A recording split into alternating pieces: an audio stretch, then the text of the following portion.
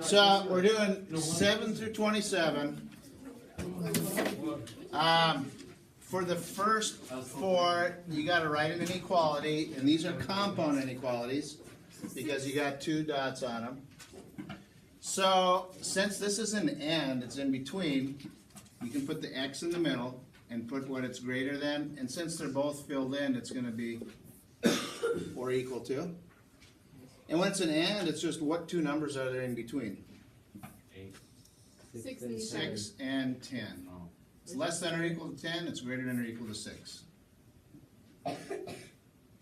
Now like here, it's just going to be a greater than, and here it's going to be a less than or equal to. When it's an or, you can just write them separate. This one is x is less than 7, or x is greater than 9. So the ors you can write separate, the ands you can write all at once, because the and is what it's in between. The ors go away from each other. Okay, so let's skip down and do a couple of these. 11 through 16, they're already solved for you. So you just got to sketch the graph. So this is an and problem. It's at -2 and 5. They're both filled in circles. And this one reads that x is less than or equal to 5, so it's to the left of 5. X is greater than -2, so it's to the right. So it makes the line. So this just shows you that x is in between these two numbers. So that's number 11.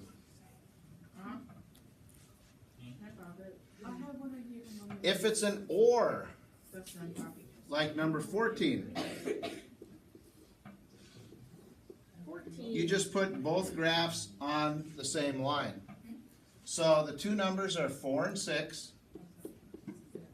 Now remember, you got to put them in order. Like here, it's mixed up. The 5 would come first and the 7 there. And this is an or problem because they're both greater than. Those will go away from each other. Okay? You'll see that once you graph it. But so this says x is less than or equal to 4, so that's filled in to the left of 4. X is greater than or equal to 6, so filled in to the right of 6. Can we do this on a piece of paper? Yeah, I said that already. Listen, Carly. Then the solving ones. Let's do number 20. You can put these down in the order that I do them and then go back and fill in. That's fine. So for number 20,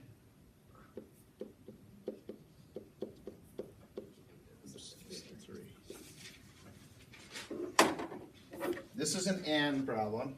We got to get the x by itself. So get rid of the -6. So you add 6 to get rid of it, and then you do it to both sides. So -5 plus 6 is 1 is less than, there's still a negative in front of the x, is less than 9. So since the x is negative, you got to switch all the signs, including the direction. So it's -1 is greater than x is greater than -9.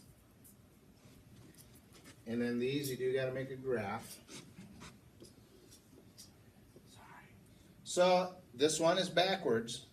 -9 is smaller than -1, so on your graph you got to put -9 on the left. They're both hollow circles because neither one of them is also equal to. And this one reads x is greater than -9, so it's to the right.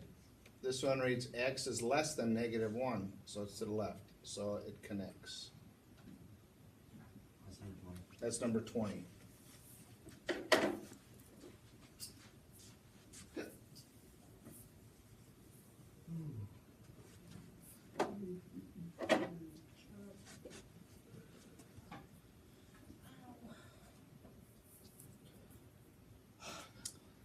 Then let's do 25, an OR one.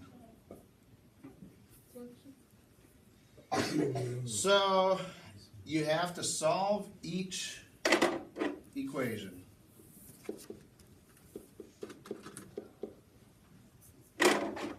So for this one, to get the x by itself, subtract 1, and then divide by 2. X is greater than 6. Or it could be this one.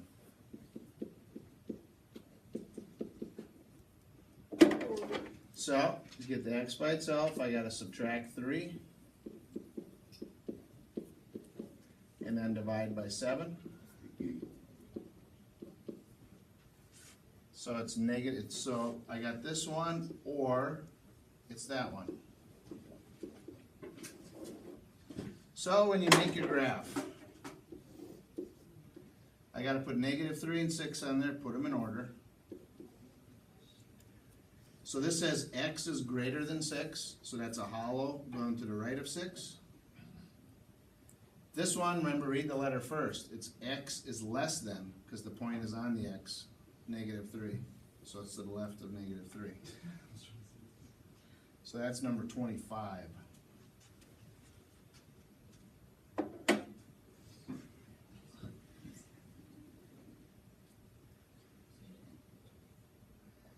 Now it looks like the only ones you're going to have to switch the direction of the sign is 23, it's got a -2x, so you're going to end up dividing by -2. And 22, you're going to have to divide by -3 on that one, so switch that direction. 26 and 27 are simple ones like I showed you before. You just got to write the compound inequality. What number is this between? X is between that and that. And you write it out as a compound inequality, or like this. Same thing here. They want you to use T though for the letter instead.